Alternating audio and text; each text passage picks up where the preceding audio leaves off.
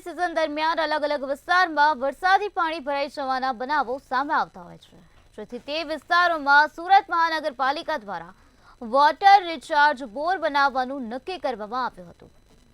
ત્યારે ઉધના બસ સ્ટેન્ડની બહાર વરસાદમાં ઘૂંટણસમાં પાણી ભરાઈ જાય છે, જે પાણીનો ઝડપથી નિકાલ થાય તે માટે વોટર રિચાર્જ બોર બનાવવાનું નક્કી કરાયું, જેથી ઉધના બસ ડેપો પાસે આજરોજ કેન્દ્રીય જળશક્તિ મંત્રી સી.આર. પાટીલના હસ્તે વોટર રિચાર્જ બોરનું ઉદ્ઘાટન કરવામાં આવ્યું।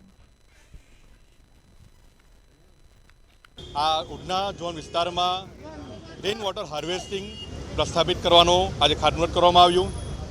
આ જે જળસંચય મંત્રાલય હસ્તક આ જે કાર્ય કરવામાં આવ્યું તેનો મુખ્ય હેતુ છે કે જે વરસાદી પાણી છે જે ગટર દ્વારા દરિયામાં ભળી જતું હતું અને વેસ્ટ થતું હતું તેની જગ્યાએ એ જમીનમાં ઉતરે, જેથી કરીને જમીનની ફળદ્રુપતા વધે અને ગ્રાઉન્ડ વોટર લેવલનું લેવલ પણ વધે અને આ કાર્યથી જે જગ્યાએ પાણી ભરાવાની સમસ્યા થતી હોય છે તે જગ્યા પર કરાવવાથી આ સમસ્યાનો નિકાલ પણ આવે છે।